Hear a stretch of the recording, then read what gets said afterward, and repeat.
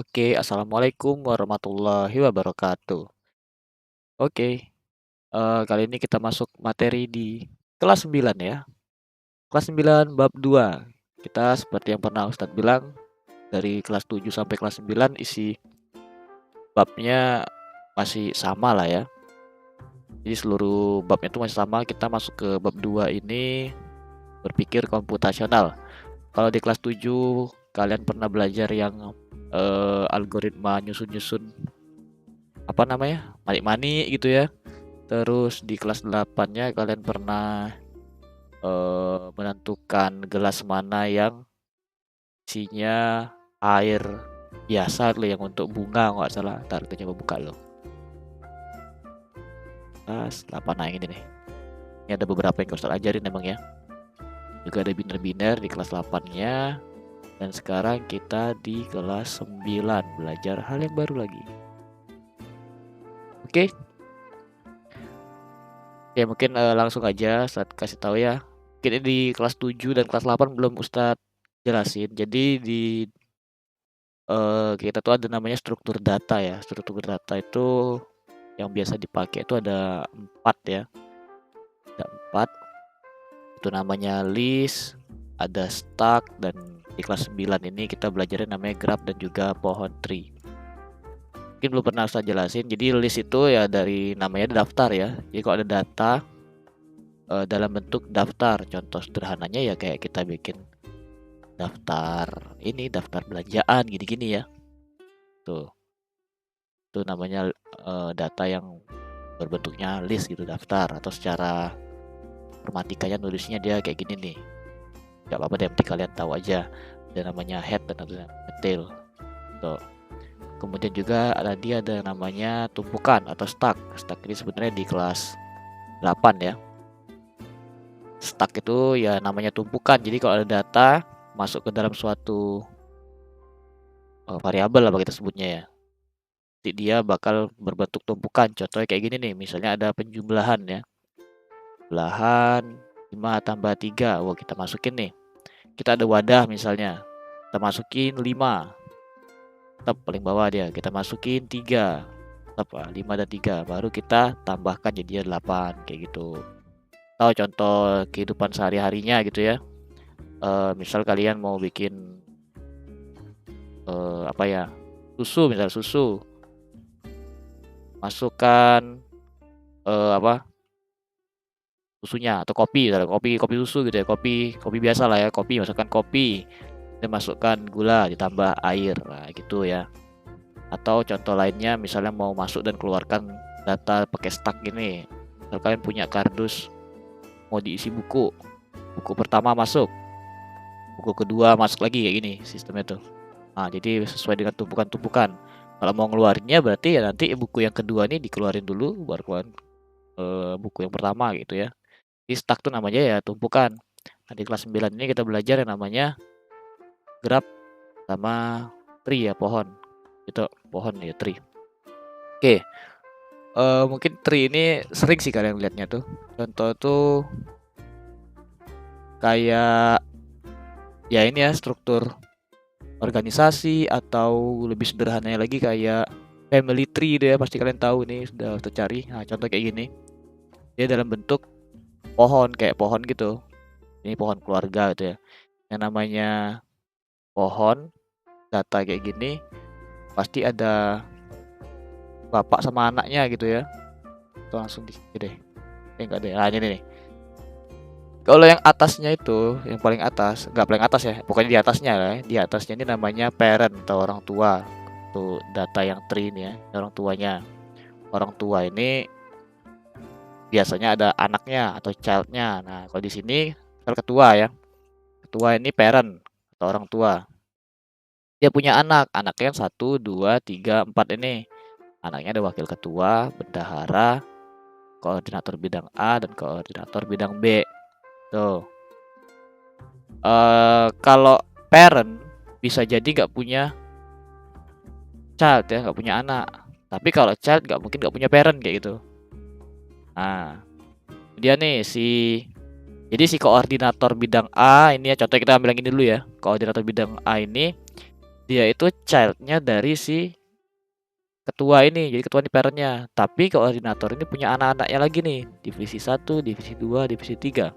Koordinator ini child-nya si ketua. Tapi koordinator bidang A ini parent-nya si divisi 1, divisi 2, divisi 3 gitu. Atau di keluarga gini ya nih, kita pakai keluarga deh. Kakek dan nenek. Nah, ini dia parent saling bertemu ya. Dia punya anak-anak nih, anaknya ada mother ini sama uncle, anaknya tuh. Ya kan? Mother ini orang luar ini ya, fathernya ini sama Aun ini orang luar ini ya. Mothernya ini ya anak kan, tapi mothernya ini anak dari si grandfather sama grandmother kan. Nah, anak dari atas ini. Jadi si mother ini anak dari grandfather, tapi si mother ini parent dari me and brother gitu. Nah, sama kayak gini ya. Gitu. Nah, kalau yang cirinya mungkin ciri dari data yang pohon yang tree ini nggak mungkin dia nyimpang. Kayak misalnya nih si brother ini ya, brother kan udah berurutan gini ya, sampai anaknya si mother, brother ini ya. Nggak mungkin brother ini punya hubungan langsung ke grandmother misalnya, atau brother ini punya hubungan langsung ke grandfather, punya hubungan langsung ke uncle gitu, nggak mungkin itu ya. Jadi parent bisa jadi punya banyak anak gitu, punya child. Tapi child cuma bisa punya satu parent. Nah, ya. Gitu sih. Ya, gitu sih. Jadi parent bisa punya banyak anak, tapi childnya cuma punya satu parent, satu tali gini ya, satu tali nih. Ini walaupun parentnya dua, walaupun ininya dua kan, tapi hubungannya kan satu gini ya. Nih satu hubungan gini nih. Jadi nggak mungkin si brother ini mencong ke sini satu, mencong ke sana satu gitu. Nah, jadi dua kayak V gitu ya. Nah, dua hubungan tuh nggak mungkin tuh. Tuh ya. Tuh. Oke, lanjut nih. Apa aja mengenai ada penjelasannya nih. Jadinya dia ada child dan juga ada parentnya. Nah, kalau levelnya sama, tugasnya bersaudara kayak yang ini tadi. Ini bersaudara jadi ya, sama-sama childnya si mother and father ini. Nah, dia bersaudara, ini bersaudara gitu. Levelnya sama urutannya. Oke, lanjut. Nah, kalau yang graph ini secara nggak langsung kita belajar waktu itu di bagian routing waktu itu ya. Routing tuh kemarin tuh datanya graph tuh bentuknya itu. Ya kan mirip-mirip sama kayak routing kita kemarin ya. Tuh, kalau graph, nah kalau graph sama tree itu bedanya kalau graph dia bisa kayak kata Ustaz tadi tuh, dia bisa mencong kemana-mana tuh kayak misal brother nih, brothernya kan udah sama mother di sini ya garisnya kan, garisnya tuh dia bisa langsung ke grandmother. Nah itu tuh. Jadi kalau graph tuh bedanya di situ ya. Jadi misalnya ada data kalian bisa bedain sendiri yang mana graph yang mana tree gitu. Tree pohon. Oke, nah mungkin kita langsung nyoba pemanasan dulu ya sebelum masuk lebih dalam lagi di bab 2-nya ini. Mungkin bisa cek aja buku kalian di halaman 29. Kalau nggak ada keep-in gitu ya. Oke, kita baca seperti biasa pemanasannya. Hara ialah kurir pengantar paket yang sedang berada di sebuah kompleks perumahan. Kompleks tersebut terdiri atas 9 rumah yang tersusun secara melingkar, dinomori dari A sampai dengan J. Waktu yang dibutuhkan untuk berpindah dari satu rumah ke rumah lainnya adalah 10 menit. Oh, oke, nah ini ada gambarnya ya. Jadi perumahannya itu bentuknya melingkar, dinomorin dari A sampai J. Tadi waktu yang berpindahnya itu 10 menit. Berarti misalnya dari A ke B itu ya, waktunya 10 menit. Saat ini Hara sedang berada di rumah H. Oh, oke, di sini dia. Hara gitu ya. Hara dapat berjalan searah jarum jam maupun sebaliknya. Oh, berarti dia bisa jalan ke kanan. Searah jarum jam kan gini ya muternya ya, muter ke kanan. Maupun sebaliknya, berlawanan arah jarum jam. Bisa juga kayak gini. Oke, gitu ya. Jadi dia bisa muter ke kanan, bisa juga muter ke kiri. Setelah selesai mengantar pembawa paket, Hara pun dapat memilih ke arah mana dia akan berjalan. Jadi mungkin maksudnya itu misalnya kita dari H ya ke J. Nah, setelah dari J ini terserah dia maunya ke arah kanan atau maunya ke kiri gitu, bisa menentukan dia. Hara mencatat waktu yang diperlukan untuk mengantar setiap paket. Oke. Jika Hara mulai mengantar paket dari rumah H dari sini dan berakhir di rumah F, oke ini H ini F, serta mencatat waktu perjalanan yang ditempuh ialah 20, 10, 20, dan 40 menit. 3 rumah mana sajakah yang dikunjungi Hara sebelum tiba di rumah F? Tulis langkah-langkahnya. Oke, mungkin ini saya kasih waktu dulu, bisa kalian pause aja videonya. Kalian baca lagi soalnya ini, pahamin dulu. Kemudian kalian cari ke dia bakal mampir ke rumah mana aja tuh. Ada 3 rumah tadi cluenya tuh. Mungkin kalau misalnya bisa lebih dari 3 rumah, selagi ininya masih pas, waktunya ini masih pas, ya oke lah, nggak apalah bagi Ustadz ya. Walaupun di soalnya 3 gitu ya. Silakan kalian coba dulu, silakan pause dulu aja. Kalau udah nyerah maksudnya ya. Iya, kalau udah selesai baru di play lagi apakah jawabannya sama gitu ya.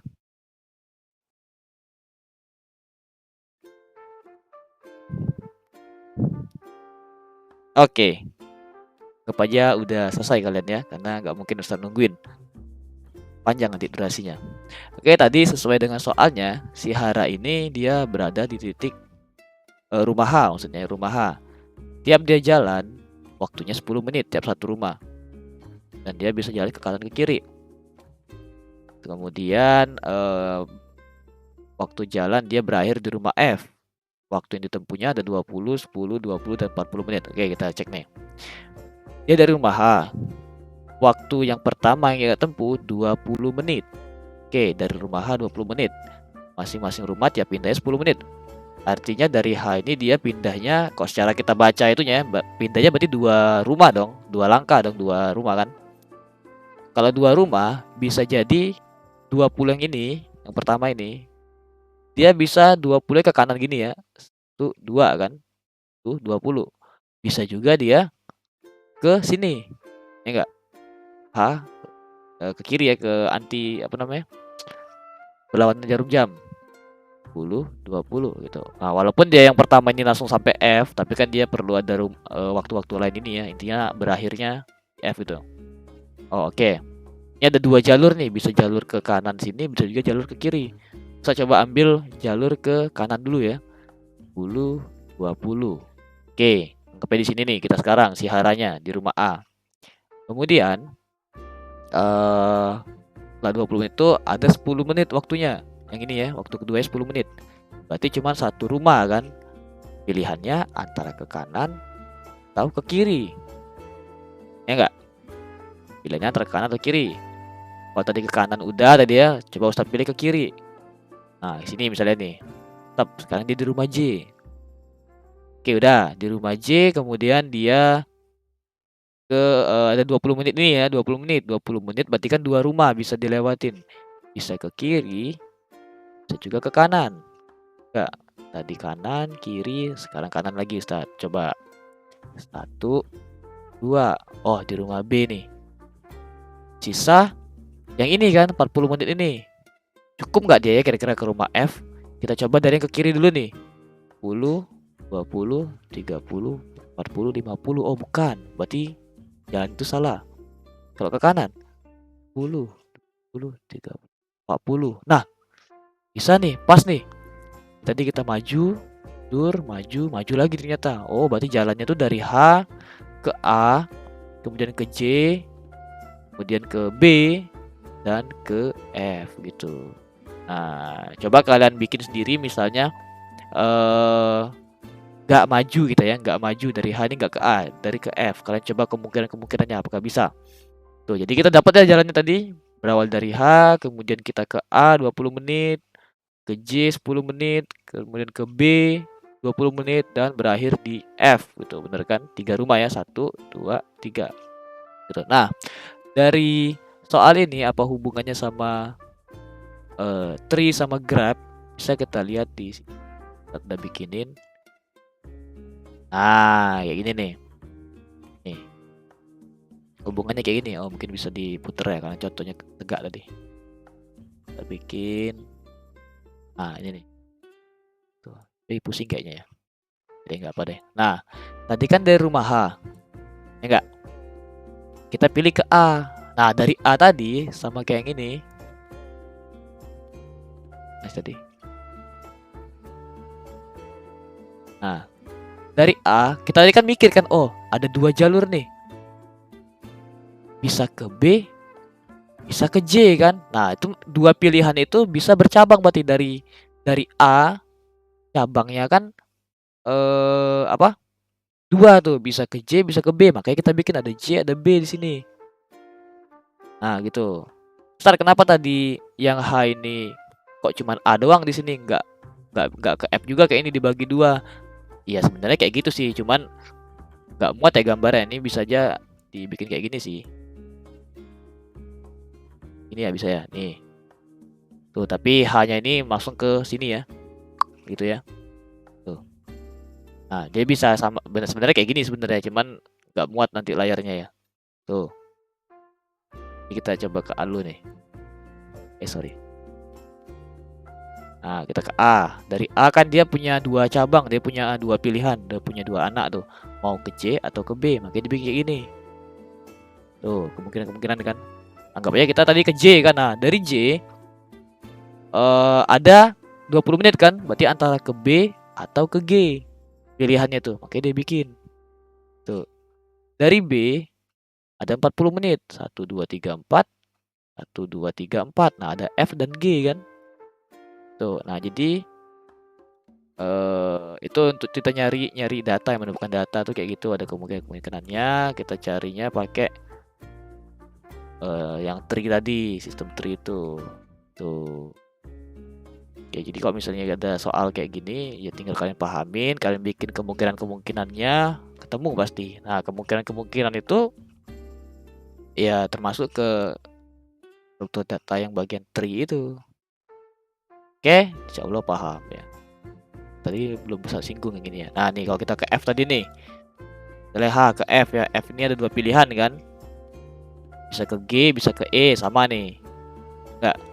Dan tadi misalnya dari E ada pilihan lagi kemana-kemana gitu ya. Tapi dari data yang kita ambil, oh ternyata yang tujuannya ke F cuman ini nih, tujuan akhirnya yang ke F. Jadi yang benar jalurnya yang ini kan. Nah, tuh ya. Oke, satu lagi. Nah, ini kayaknya kalian udah aman sih ini ya. Ini sama kayak routing kemarin sebenarnya. Routing tuh ya graf gini. Kalau kita baca ya, ini kalian sekali lewat udah paham pasti ya. Hara, sang kurir pengantar paket, sedang berada di sebuah kota yang terdiri atas 7 rumah.